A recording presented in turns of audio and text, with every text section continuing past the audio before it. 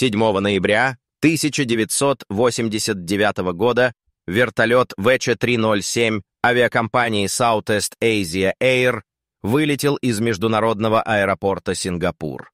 Он следовал в Лхасу с 167 пассажирами и 11 членами экипажа на борту. Командиром воздушного судна был 47-й Кайван Патель, опытнейший пилот с 15 тысяч часов налета, в том числе более 2000 часов в районе Тибетского Нагорья. Второй пилот — 36-летний Чен Вэй, талантливый авиатор, перешедший в гражданскую авиацию после 8 лет службы в ВВС Сингапура. В тот день над Тибетским плато разыгралась одна из сильнейших бурь десятилетия. Метеорологи зафиксировали порывы ветра до 120 км в час и резкое падение давления. Температура воздуха на высоте 7000 метров составляла чудовищные минус 58 градусов Цельсия. Несмотря на сложнейшие погодные условия, рейс ВЧ-307 получил разрешение на полет, поскольку прогнозы обещали улучшение погоды к моменту прибытия в зону плато. Последний радиообмен с бортом состоялся в 18 часов 43 минуты по местному времени. Капитан Патель доложил о входе в зону турбулентности и запросил разрешение изменить высоту полета. «Диспетчер, это борт VH-307. Входим в сильную турбулентность. Запрашиваем снижение до 7600». Связь оборвалась на полуслове. На радарах вертолет исчез, будто растворился в воздухе между скалами. Поисковая операция началась немедленно, но осложнялась чудовищными погодными условиями. 8 вертолетов и 12 наземных групп прочесывали предполагаемый район падения 3 недели. Поиски не дали никаких результатов. В одном из самых труднодоступных районов Тибета, где высота пиков превышает 7000 метров, вертолет словно канул в небытие. Через месяц власти Лхасы официально прекратили поисковую операцию, признав всех пассажиров и членов экипажа погибшими. Среди 167 пассажиров были туристы из 14 стран, группа буддийских монахов, направлявшихся на ежегодное паломничество, и известный альпинист Тибета Йен Шанг с командой из 5 человек. Для семей пропавших без вести наступили томительные годы неизвестности и тщетных надежд.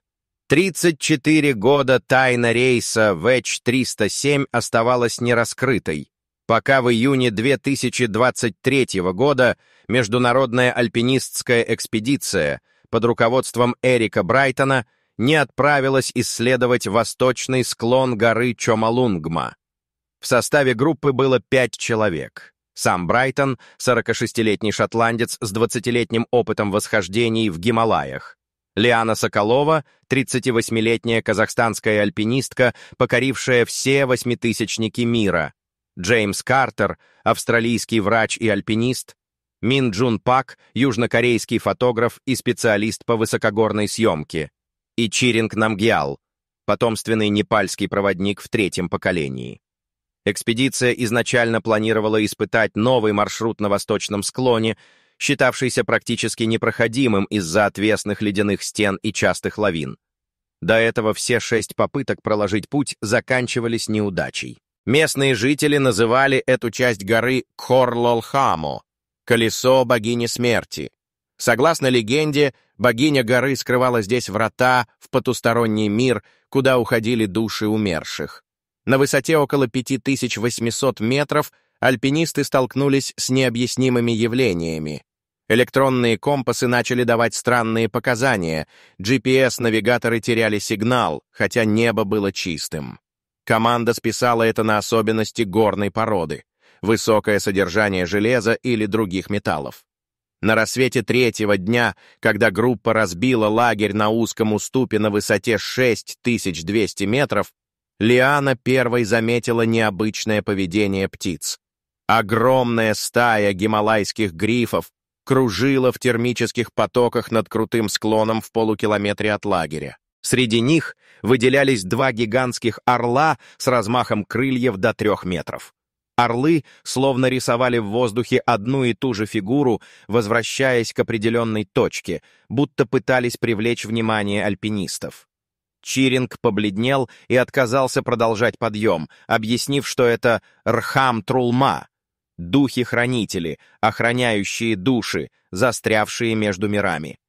Несмотря на скептицизм, странное поведение орлов заинтересовало Брайтона. Команда изменила маршрут, следуя за птицами, и вскоре обнаружила крутой ледяной склон с обрывом. Один из орлов спикировал вниз и вонзился в снег. Мин Джун Пак начал расчищать снег и на глубине около метра наткнулся на кусок белой обшивки с сине-красной полосой. Характерная окраска Southeast Asia Air. Альпинисты не могли поверить глазам. Перед ними были обломки вертолета на высоте более 6000 метров. Ни один вертолет не смог бы зависнуть на такой высоте, а наземные группы никогда бы не вышли на этот склон. В течение 4 часов они расчищали снег и вскрыли часть фюзеляжа с 4 иллюминаторами и надписью ВХ-307. Внутри вертолета они обнаружили сумку с альпинистским снаряжением Йена Шанга, паспорт и записную книжку с последними записями о борьбе за выживание. Дневник описывал, как часть пассажиров пережила крушение, выживали в обломках при минус 45 градусов Цельсия и необычном поведении орлов, которые подкармливали людей тушами горных козлов. Последние записи говорили о странном свете, называемом «свет перехода», возможный путь в другое измерение. В кабине пилотов нашли бортовой журнал капитана Кайвана Пателя, фиксировавший все аномалии. Стрелки компаса вращались без остановки, высотомер показывал минус 2000 метров, приборы вышли из строя, а радист слышал голоса на неизвестном языке. В хвостовой части обнаружили амулет Рхам-Трулма, птичьи перья и спиралевидный узор на полу.